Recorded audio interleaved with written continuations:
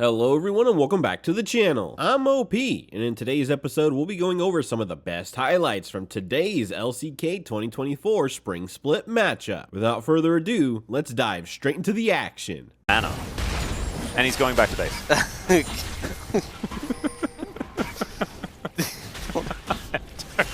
I don't know, man. Wasn't it this?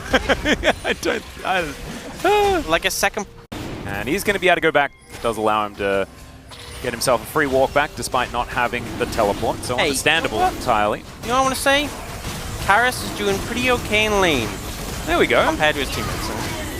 Yeah, nailing it. You know, 20 CS lead top and bot, but mid, you are. It's just any bad soul. Yeah, it's just if it's non-interactive. It's now Envy doesn't have his spell shield. He's going to flash as Guon gets lit on fire. Another minion wave is conga lining forward though, as Bubble going to be avoided. Now Faker comes down as well.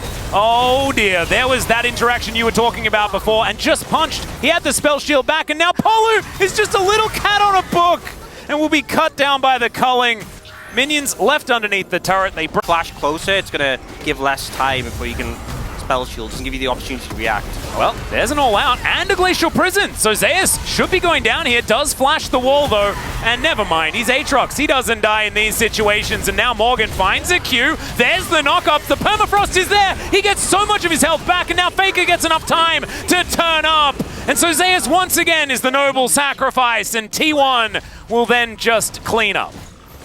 Yeah, and Faker making his presence known. Whirlwind going to be used as Morgan gonna break the chains. Now goes for the all-out, but there's a teleport. Guon's coming in as well. He's got the ulti and he'll use it on top of Gideon right now. He has the glacial prison, so Faker delayed a little bit, but it does not matter. This Sejuani is well and truly dead, and Morgan is not gonna be left up as well. Karras is just, he's like, oh, no, this isn't where I parked my car, and he will wander by.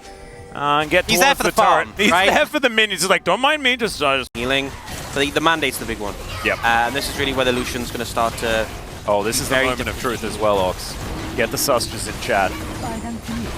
As it's a cloud. Oh, baby, redemption. Don't you worry. It's the best soul in the game. It could have been the worst. Instead, it was the best. Now, it couldn't have. It really is. And with a Nami as well, man, yeah. you'd be booking it.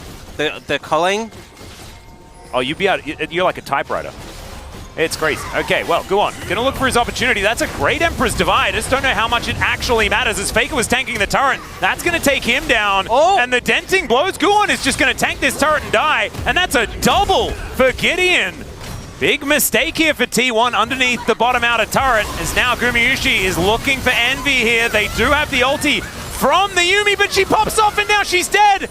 Oh, T1, can they finish the dive? Is Envy actually going to be okay? As Carrier thinks no. He does pop the shield, and now he's in between these turrets, and that is the 1v1.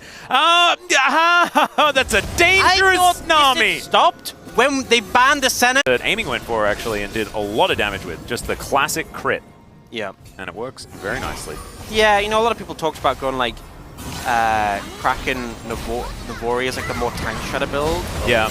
That's all right. They do find the Glacial Prison onto Faker, but there is so much keeping him alive. Emperor's Divide lands onto 2, but where is the damage here from the bros? Gideon's not actually taking very much of it as the all-out does come on through. The help with the turret was employed, but unneeded, as Guon will be taken down. It's a 1-for-1.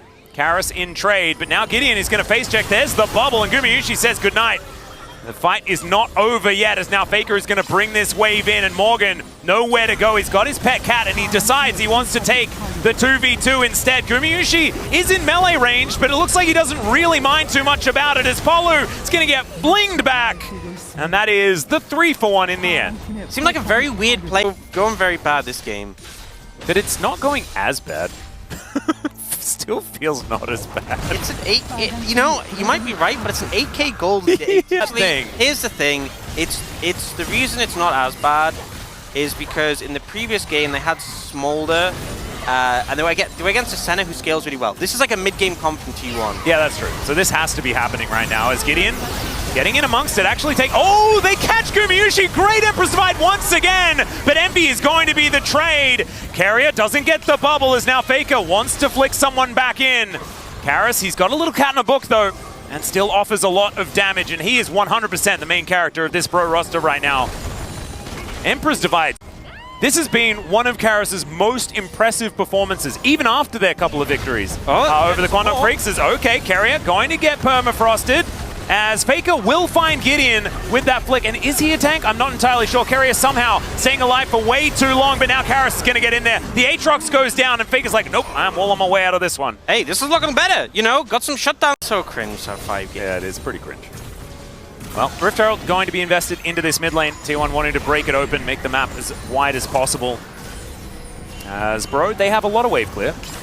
Let's see how this one's going to go. The Vi going to crash on in here as there's the Weaver's wall. Tidal Wave as well being a real problem. Envy with a good spell shield this time around. The final chapter does come on through. Good knock up there onto the Azir, but now Morgan finds everyone. Carrier going to be taken down. There's the all out, but I don't know whether he really wanted to go over here. Faker able to take him down. Still, Guon is going to be left to the Wolves. And Gumayushi, can you actually stop them from just pushing through? And I think he won't be able to. That's a 2-for-1 trade just keep in favor of the Bros. Just keep pushing till the Nexus at this point.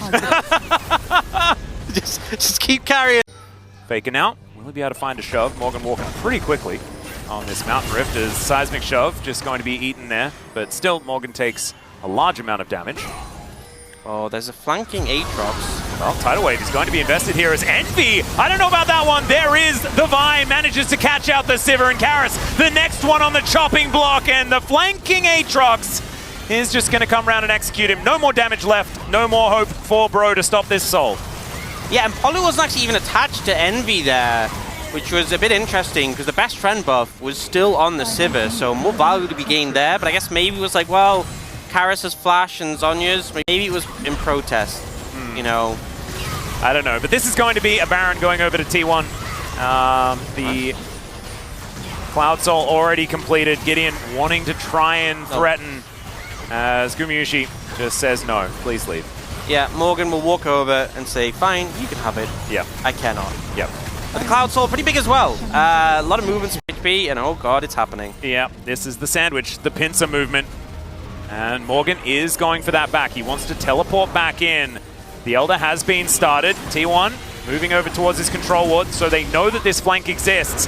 There's the Weaver's wall. Zeus, he's on the wrong side of it for now. The Tidal Wave does come on in as he's looking for the Qs, and now he dives in on top of them. The Sivir does take down Guon to start this fight off, but I have a feeling that's the end of the good news. There goes Envy. It's a double for Zeus. Make it a triple, as T1 will just wipe the floor with Bro. They'll take themselves an Elder, and this may just be the end of the game. Honestly, with a 10k gold deficit, down Soul as well, lead, the Soul lead, the everything is just too much. You know, they tried, they held on for a little bit, but T1 did their homework in this game. They got the gold lead, and that was just basically signing their name on it. Job's done, and they should just be able to take this 2-0. Yeah, really beautifully done. Great execution on a mid-game composition as well. There were a couple of whoopsies that they did, but I think you do need to keep up the aggression with a comp like this. We've seen some of these Lucian compositions not quite work out, and Gumayushi Carrier making it look pretty smooth as they will take down the Nexus. A 2-0 for T1, reclaiming that first place. Yep, well... These were some of the best highlights from today's LCK 2024 Spring Split matchup. Which moment was your favorite? Let me know in the comment section below. This is OP, and I'll see you tomorrow. Take care.